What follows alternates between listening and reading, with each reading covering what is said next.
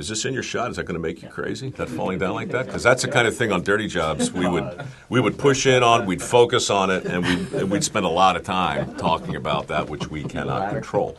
Is that a cut? I hope not, because now it's getting good. Now it's getting real.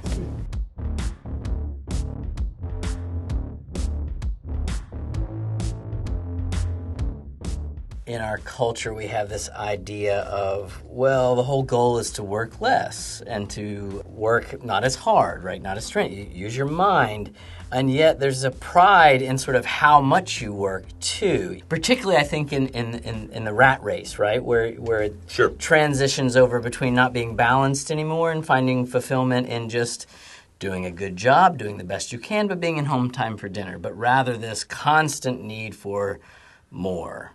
Or financial success, right? It's like the difference between effectiveness and efficiency. Yeah, is interesting to me. Most dirty jobbers I know are effective. They're good at what they do. Mm-hmm. They're competent, but they don't go to efficiency seminars. They're not, efficiency seems to live more in think tanks and maybe more in the white collar world. There must be a difference between the two, and I'm not exactly sure what it is, but I do think that Huxley was onto something when he said, I think it was in Brave New World, the greatest enemy of freedom is total anarchy, but the second greatest enemy is total efficiency, because that level of efficiency can only logically take us to one outcome, which is robots. Right? Yeah. I mean, right? And if I tell the story a lot about my guidance counselor in high school, who was a nice guy. His name was Mr. Dunbar. And this was 1979. He invited me down to his office. I took some tests, and I did well enough on them, so he had a plan for me. He had a 4-year plan for me, and he laid it out. And I was like, well, I don't really have any money, and more importantly, I don't really know what I want to do, so I'm going to go to the community college. He points to this poster on his wall, and this was part of the big college PR campaign in the late 70s. And on the poster were two guys. One guy just graduated, cap and gown, holding his diploma, and the other guy is holding a wrench in this dismal, dark environment. And the caption says, "Work smart, not hard." And that's what you're asking. Mm-hmm. Where do you draw the line between an effective, efficient worker and a lazy bum? It's like, if you make hard work the enemy of effectiveness, then you've set the table in a really jacked up way. Yeah. And you're going to, it's a false choice. Why does working smart preclude me from working hard? Right?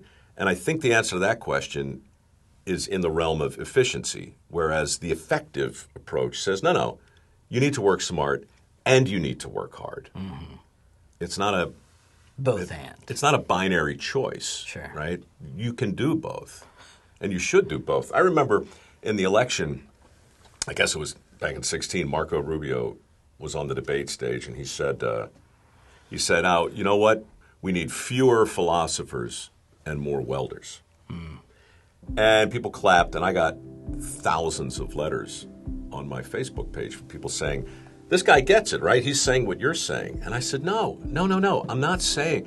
The problem isn't too many philosophers or too few welders, although that is a problem. It'd be nice to have more welders who can reference Descartes or Nietzsche.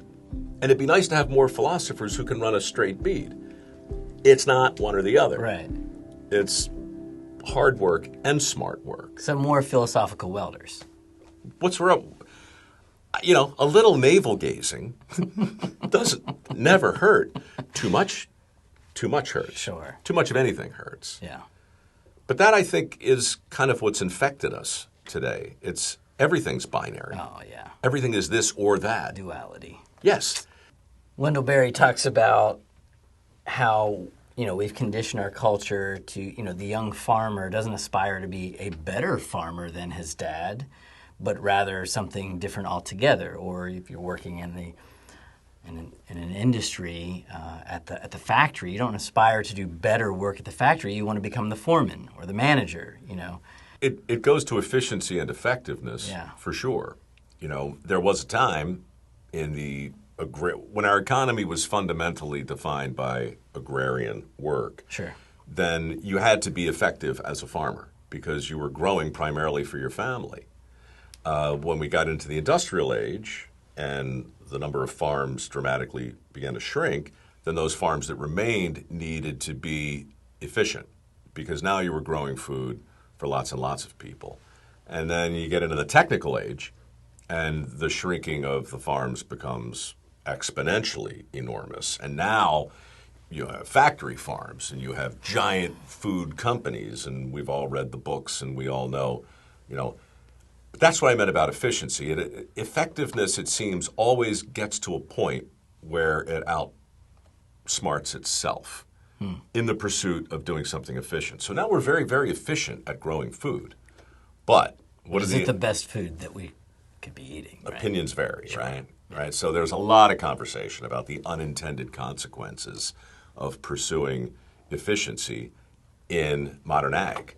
Yeah. But you'll have the same conversation with robotics Yeah. when it comes to factory work and most of the industrial-based conversations and so forth and so on. So I don't know what the answer is. Sure. But there's always a tipping point, always. Yeah. And it usually comes back to, well, when did you get over your skis with regard to your identity, Sure. with regard to your work, with regard to your ambition? Of course you want to advance. You know, you get to be the foreman or the supervisor and the owner. And look, this is another trap.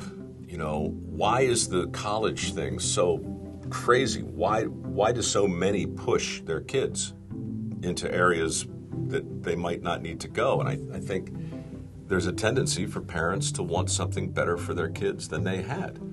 It doesn't matter how good you have it, though, as a parent. So it's a point of diminishing return. Your great-grandfather came over here with nothing. Yeah, he wants something better. So your dad has something better. And then you want something better for your kid. And pretty soon it's like, wait a second. What is better? That's right. Yeah. We get to decide. This video is inspired by our PBS series, Reconnecting Roots. Connect with me, Gabe McCauley, and Reconnecting Roots by visiting reconnectingroots.com, where you'll discover music, blogs, behind the scenes, our podcast, and more. Join our email list and never miss a beat.